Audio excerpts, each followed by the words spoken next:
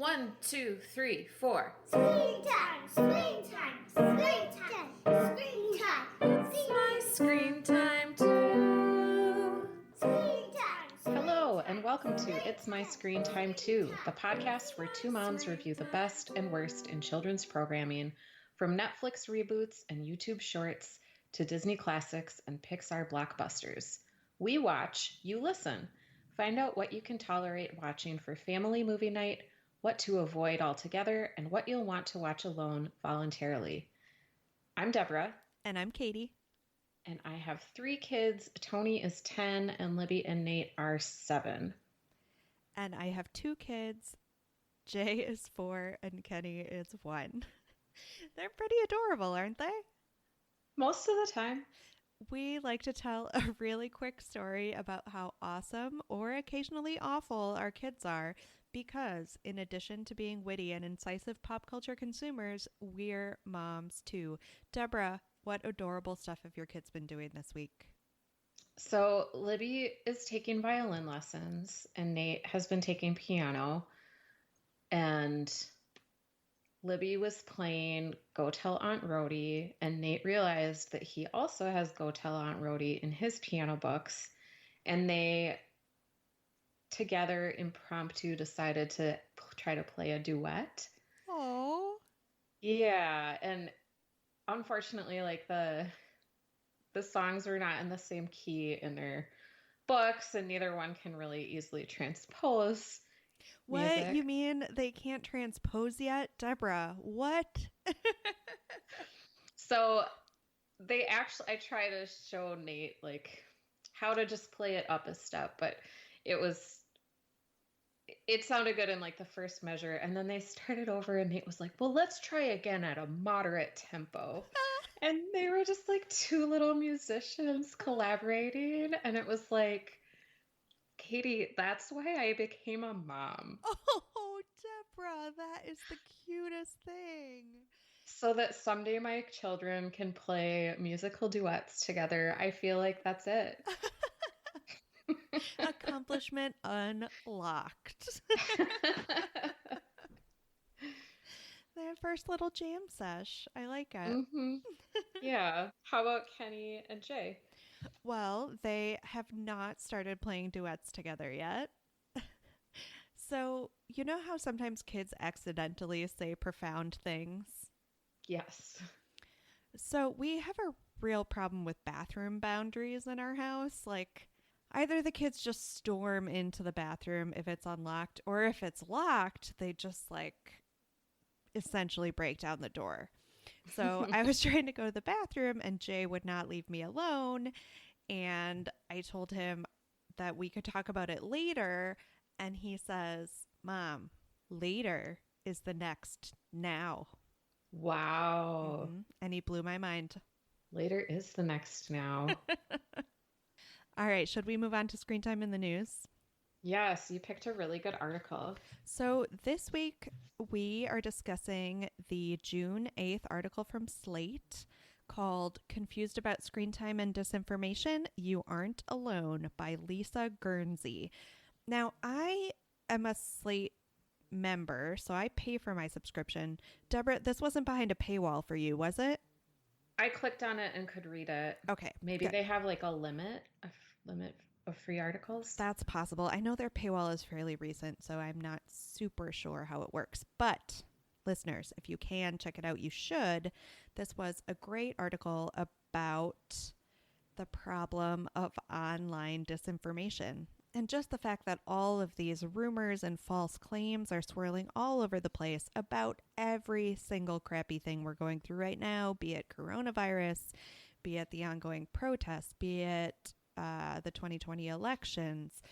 There's no shortage of just plain false claims masquerading as truth online. And while we all laughed at that Geico commercial where the woman had the French boyfriend who wasn't really French that she met online and she just trusted, it's actually kind of really how people behave online. So I kind of questioned the premise at the beginning of this article when the author claimed that, quote, we have had little to no guidance on what the good stuff, meaning good stuff online, even looks like.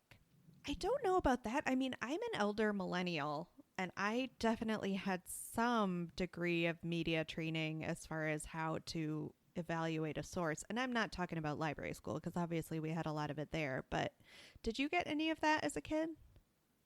Yeah, for sure. So, Especially about advertising and how tricky advertisements can be. so her initial claim that we all get a pass because we were never taught this is a little dubious, but the bulk of the article goes on to talk about how we need things she calls media mentors and trusted digital navigators to help teach us how to correctly evaluate these online sources and how to teach our kids to recognize bogus claims as well. They talk about the different kind of people that can work as media mentors and digital navigators. There was a really depressing statistic about the fact that due to budget cuts, half of California's public schools don't have school librarians, which just really made me cry. But they talked about some other sources for good information. Our beloved Crash Course, which we covered last summer in our YouTube for the Summer series, apparently has a video for kids about how to navigate online information. Their paragraph on public libraries, or the author's paragraph on public libraries, was actually kind of hilarious because she was talking about these different people and these different resources that you can use to increase your digital literacy. And then she talks about how public libraries are getting in on the act, but only by helping you find ebooks and doing story times, which, listeners, if you don't know this, your local public library can help you get the resources to find out if something is bogus or true online. Librarians can help you learn how to manage that as well. They don't just check out books. Yeah, I feel like maybe in that paragraph, the author knew like a couple of librarians and checked in with them. Yeah. It wasn't a very thorough examination of what the profession is doing. It was also in the previous paragraph when she was talking about media mentors, she just mentioned like a couple of college professors that are doing fairly small scale things like just answering emails from students, which to my mind wasn't terribly helpful because we don't all have helpful college professors in our back pocket. Mm-hmm. But maybe that's just a sign that there aren't very many good resources to help us navigate this time. Sadly, late in the article is when she decides to bring up the fact that if you're reading this article, you probably already have at least a little bit of a grasp of the problem of online disinformation. And the real issue is trying to, quote, expand the circle of people who want to learn. And that, to me, is the larger problem. Yes. Because certainly in today's media environment, I feel like you can confront people with 50 different sources that contradict a single source, and they just claim that those 50 different sources are lying, right? Yeah. I mean, the line in the article is, what about the people not even aware there is a problem? Mm-hmm. So, I mean, did this article give you any hope? It gave me some tools that I can use to educate my kids, I think. Mm-hmm. Because Tony's at an age where he'll look things up online, and he is 10, so it's hard for him to tell what's real, what's not a good source. I'm going to use that like lateral reading technique described by a professor at Washington State University. Instead of just checking a website for its about page, open a tab on your web browser and just do a simple keyword search to see what other sources have written on that topic. It's pretty simple.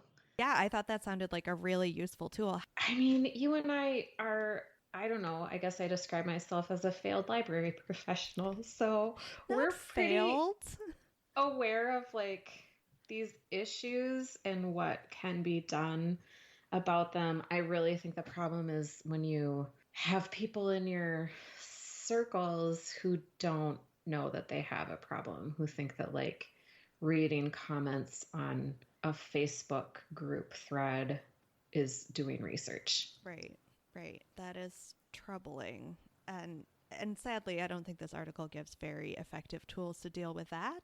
But you're right, it does give some good resources that we can use as people who already are aware of the problem to up our game and certainly to teach our kids. And advocate, for our schools to have media literacy as part of the curriculum. My heart did break a little. There's a paragraph where she talks about how overburdened teachers are already, and with the cutting of school library professionals, now it's the classroom teacher's job to then teach media literacy skills with no background in teaching these things. It made me think of a friend of mine who's a teacher, an English teacher, and now her department has foisted responsibility for teaching the Holocaust onto English teachers. So they only teach it in the context of the Diary of Anne Frank, and they apparently decided they don't have time for it in the history curriculum anymore. So I was just like, oh, she's already overburdened by like suddenly having to teach history and now media literacy as well. Whew. We expect a lot of our teachers, and we don't pay them commensurate to what we respect. I can't speak English. We don't pay them enough for what we expect them to do. There we go. Those are words coming out of my mouth in sentence form. So to follow up from our last episode, Katie, you found an old Quartz article from 2019 that describes what qualifies as a Netflix original. Because we were talking about what is a Netflix original. Does it mean they created it? Because they've got things labeled as Netflix originals that they didn't create.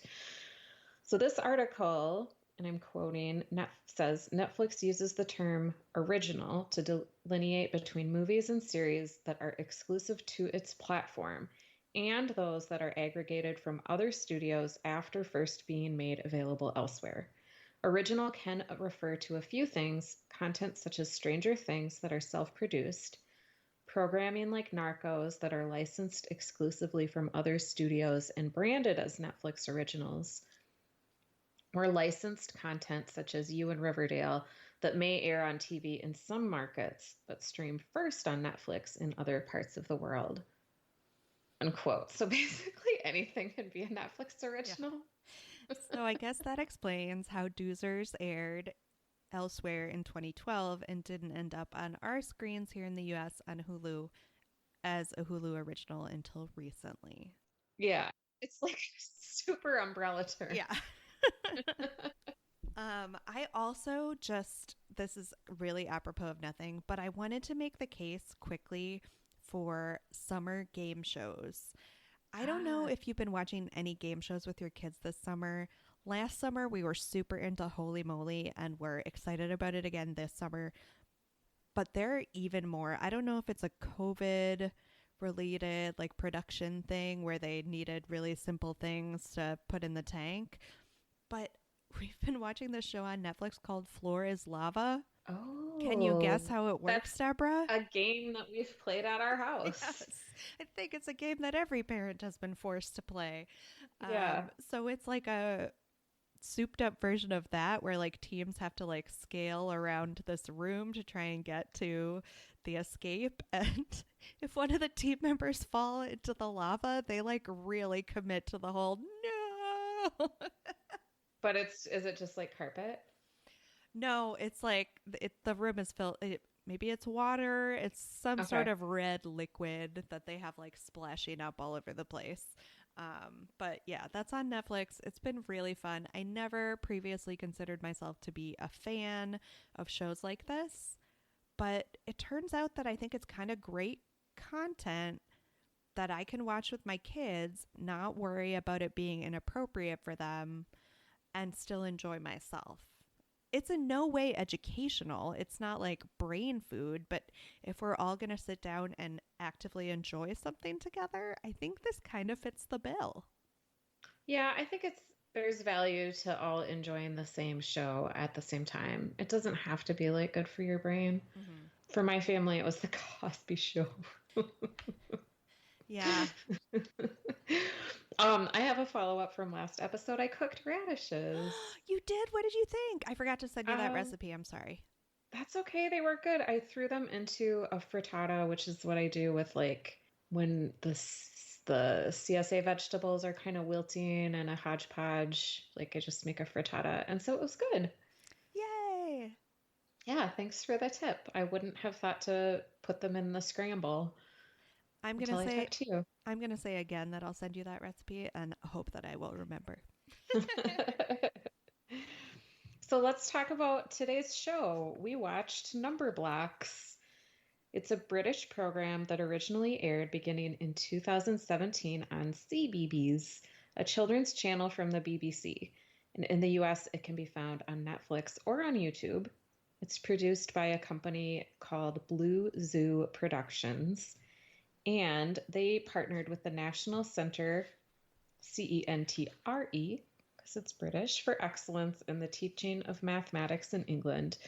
And that seems to have been developed with the UK equivalent of Common Core standards. Number blocks as a concept seems very logical, but it was apparently preceded by alpha blocks. The show's website, learningblocks.tv/numberblocks, explains that the show's episodes are divided into 5 color-coded levels. They're pretty easy to discern on YouTube, and on Netflix, they're broken up into seasons. So level 1 is numbers up to 5, level 2 up to 10, level 3 numbers up to 20, 4 up to 50, and level 5 is numbers up to 100. So it just builds upon itself and gets increasingly advanced. Each episode is like 5 minutes, and it's these colorful little blocks that combine to tell stories and teach kids about numbers through songs and skits. Each number has its own personality, and when it combines with another number, like if 3 combines with 1 to make 4, then 4 is like a whole new character. And we picked it because I talked about El Perro y El Gato last week, but Katie, you fell in love with the number blocks instead. I know, like we talked about last week, I was really looking for something that would suit both Jay and Kenny, and I just stumbled upon this, and it seems to have really fit the bill. That's great. It was a cute thing. I had never heard of it, and I'm glad that you picked it. Well, I'm so excited to talk about it with you. Well, can you summarize the first episode? Sure. And since these episodes were so short, we did it a little differently than we normally do. We watched 3 episodes together. I don't know. With the intent of discussing Yes. 3 specific episodes. We each watched 2 episodes separately. There we go. That works. But be honest, have you binged the whole series? Oh, I've seen every episode.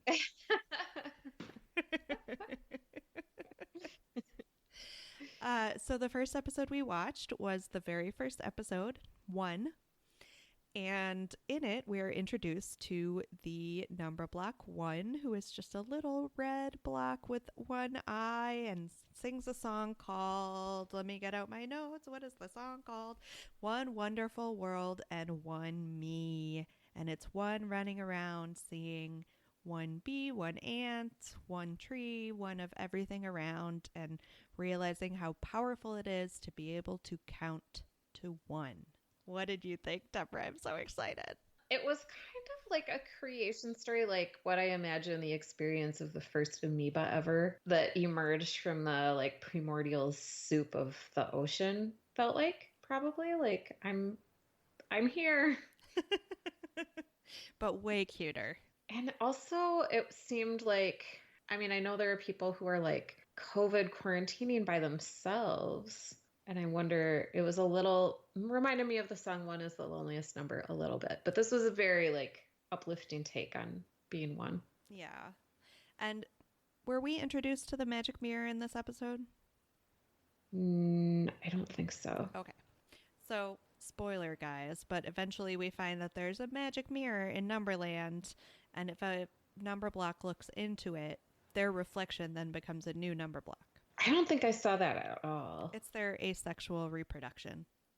Got it. Okay. All right, should we move on to the second episode? Sure. We watched, and this is from season 2, episode 2, titled 7. In this episode, the numbers 1 and 6 combine in a collision under a rain cloud, and they create 7, which is a lucky rainbow color number block. And it's made up of the 7 colors of the rainbow, and the song that it does involves the 7 days of the week. The thing I loved about this episode is it really drove home how distinct they've made each of the numbers up to this point, because the 7 number block has all the colors of the numbers that came before, and each color represents a color from the rainbow. I just thought that was such a creative way to conceptualize the numbers and tell them apart. It was like, I don't think of 7 as having any real distinct characteristics, but it is like a very unique number. It's a prime number, right? It's prime. A lot of things come in 7s when you explore it via that preschool song. And it was all about being lucky number 7, right? Where did the phrase lucky number 7 come from? I have no idea. Is it a gambling thing? I don't know. I have no clue. Clearly, we've done a lot of research. So the third episode we watched was the second to last episode, and it was season 5, episode 4, called 1001. And, not surprisingly, it explored numbers larger than 100, and it just epitomized everything I love about Numberblocks, because it was all about thinking about numbers in a logical, new way. Like the 100 is a great big square, 10 by 10. And then when they start talking about 1,000, all of a sudden it becomes a cube and it's 10 by 10 by 10. What a great way to think about 1,000. I don't know. I just... Yeah, I was thinking, like, how are they going to show 1,000? It's going to be so much bigger than 100. And then when it became a cube, I was like, wow, this show is really brilliant. Yeah. They've really thought all this stuff out, and I just couldn't help but be impressed by that at every step. Have you ever been inside a Montessori preschool classroom? Yes. Yep. Mm-hmm. And they have you seen like the counting beads? This show reminded me of that because it's a very tactile experience in a Montessori classroom. And I could just I was having like the same experience watching this that I have like looking at Montessori beads. Yeah. What did you watch on your own? I watched just one. We were supposed to watch 2 and I could only fit in one. How could you stop? All right. So what one measly episode did you watch on your own? I watched the big one from season 5, episode 2, where they count to 100. Uh-huh. And honestly, Katie, it was kind of boring. No. Boring in the way, like, if you have a preschooler who's like, I can count to 100, and they want you to listen. Oh, no. Oh. And you're like, awesome. Nope, you skipped 67. Well, I have to admit, I don't remember the particulars of that episode, but man, it makes me sad you didn't like it. It was just like sort of pedantic because like they just literally have a big block of numbers and they just keep piling on like by the tens, but they count each one. You know, for a child who's learning their numbers, I think it's wonderful. For me, who's just not even a big math person in this first place, I don't need to watch it again. I think it does behoove us to say that the higher the numbers get, the fewer episodes you have. So it's not as if they spend an entire episode on 87, 88, 89. Right. Like the early numbers, they spend individual episodes on each number from 1 to 20, but then they move through much more quickly. So I feel confident in saying that your experience with the big one is not typical of Numberblocks in general, because it's not usually just them counting to X number and that's the end of it. Mm-hmm. Right. So let me go ahead and recommend 2 other episodes that you should watch because they were great. The first is the number 12, who is born of a collision between 10 and 2. And you learn that 12 is a super rectangle. And 12 teaches you how columns and rows make an array, and how 12 is an awesome number because it can be an array that's 1 by 12 or 2 by 6 or 3 by 4 or 4 by 3 or 6 by 2 or 12 by 1. So they show you all these different shapes, and again, it was just a really creative way to conceptualize a number. The barest hint of an introduction to multiplication. You see like all the other Numberblocks characters, like when the 12 turns over and is like, I'm now 4 by 3, like it separates, and then you get 4 of the little 3 number blocks. Mm-hmm. It was exciting. That does make me want to watch it. You're good at selling this show. What else did you watch? And then I watched 15 because, as I'm sure I've mentioned, Jay is obsessed with spies. So number 15 is a super special step-shaped secret agent. And the thing that makes number 15 special is you get 15 when you add 1 plus 2 plus 3 plus 4 plus 5. And when you arrange them, it looks like a staircase. So that is cool. Yeah, so 15 is always like inserting herself into situations like, oh, someone's trying to get down a mountain, and 15 sits there and they don't even realize they're walking down 15. They just think it's a set of stairs because she's a secret agent. Nice. I feel like there was a lot more plot in the early episodes. Definitely. I think when they get to the bigger numbers, it's more of a payoff. Like, look at how much you've learned up to this point. Mm-hmm. Now you can reach this greater conceptual plane. Yeah. So overall thoughts about the show. This is a silly question to ask you. Do you like the concept? How many different ways can I say it? I love, love, love this show. I thought it had interesting things for Jay as a 4-year-old, almost 5-year-old. Interesting things for Kenny, like he was laughing at the different antics of the different blocks. And interesting things for me because I definitely feel like math was not introduced like this to us when we were kids. It was very much memorize your addition tables, do the times tests, and, make sure that you can do all of that in 5 minutes? Did you have to do those? Oh, yeah. I remember. Yeah. Timed multiplication. Yeah. Like the purple mimeographed sheets where you just had to essentially memorize all the addition. And I just thought it was a great way to think about numbers instead of just as something inert and dull. It's something active that changes and has interesting things. I could go on, and I will. But how about you? I liked it a lot. You pointed out that Peg plus Cat was the only other math show we've covered. There's lots of shows that cover language, science, but there seems to be a little bit of a dearth of math-based preschool. I think it goes back to what you were saying shows. about there being less plot in the later episodes. It's just so much easier to come up with a plot when you're talking about language. Yeah. And this was clearly designed by the best and brightest minds on early childhood development and math curriculum. It was really good. Now, I know you didn't spend much time with the lower numbers. Did you have time to get a favorite among the cast? I really liked 7. I also liked 5 and how 5 was just a little more, looked a little more clumsy because of the way 5 is put together. How about you? Did you have a favorite? Oh man, if you liked 5, you're going to love 19.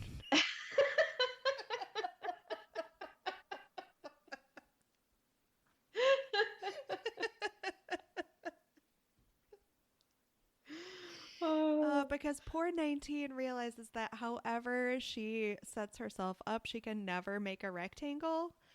But then she learns that she can celebrate that. She calls herself a one-off because she's always one off of being a rectangle. Oh, I do want to watch that. I don't know if I have any favorites. I love them all. I guess the only one that annoys me is 3. Oh man, 3.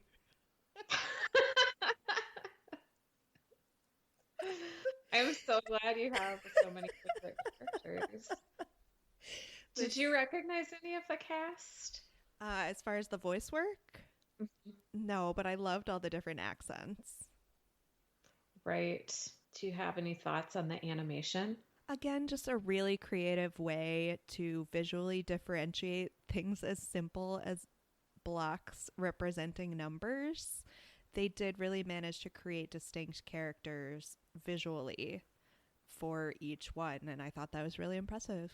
Yeah, and even like the backgrounds were visually simple, but in an interesting way. Minimal, I guess. You know, I forgot to put this on the doc, but what did you think of the music? Because there's a song in almost every episode. I thought they were cute. It was like very catchy. Mm-hmm. Yeah. Now, this is another really short one, and I promise I didn't do it on purpose this time. I legitimately did just fall in love with Numberblocks. But what did you think about the length? For me, it was a good length for this week just because I had a lot of parenting to do. I think it's a really good length for a preschooler. Mm-hmm. Really great because you can watch a couple of them, you can watch one. I imagine Kenny doesn't have like a whole lot of sit down and focus time yet. No. So for that age group that it's aimed at, I think it's really good. I think also like for a teacher in a classroom, it's a great length because they can kind of like use it as like an intro to capture kids' attention, but it's not taking up the whole, whatever 25 minutes they have to spend on math. It's just a little bite-sized bit of animation. And speaking of teaching, I did see on their website that there are apps available, and I thought about checking them out, and then it just flew from my brain.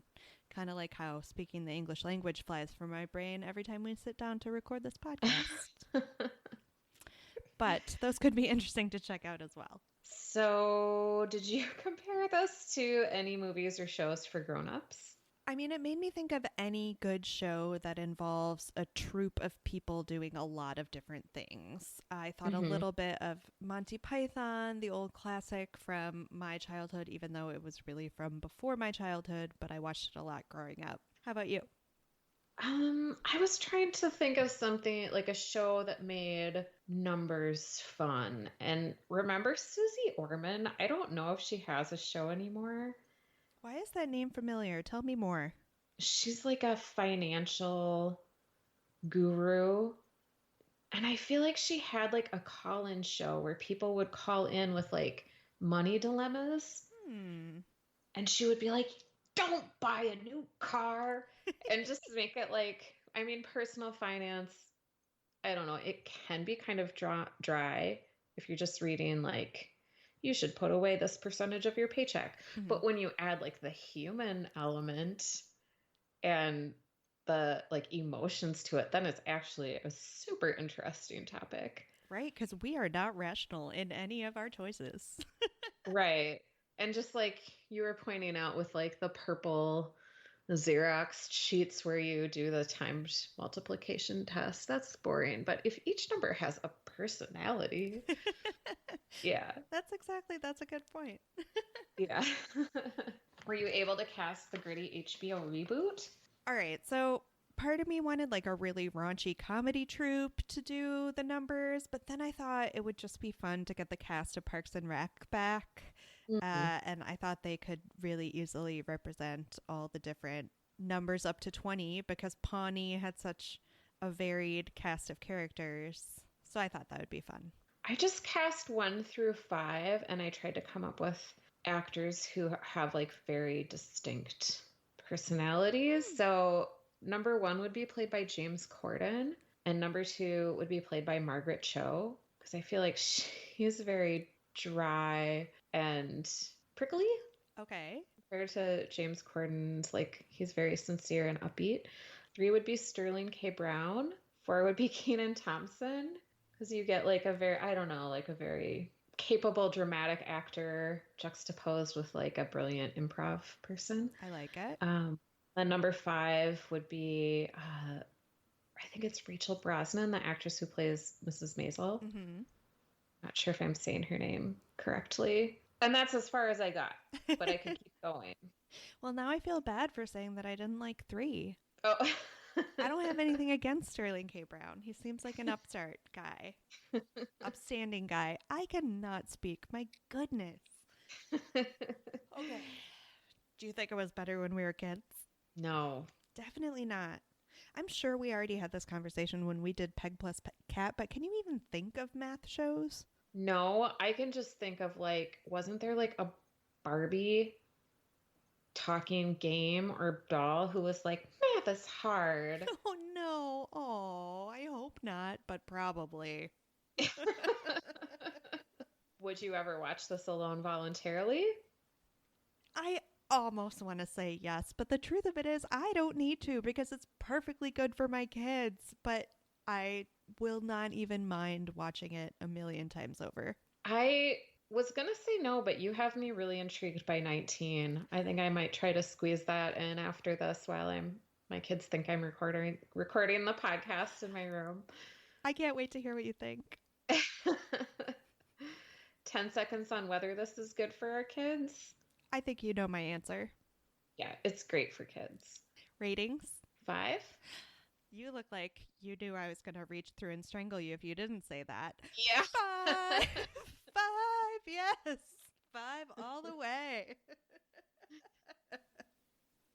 Well, thank you for listening to this episode of It's My Screen Time Too. Please rate and review us on Apple Podcasts or wherever you get your podcasts. You can check out our website at myscreentime2.com. You can still find us on Facebook to continue the conversation at facebook.com/myscreentime2. That's also where you'll find out what we're covering in our next episode if you want to watch along with us. You can tweet us with show or movie suggestions, article recommendations, or general comments at myscreentime2. Or you can email us at myscreentime2@gmail.com. Our theme music was composed and performed by Deborah and her adorable children, and our podcast is produced by me, Katie. Tune in next time for more real talk about the movies and TV beloved by kids and tolerated by parents. Bye!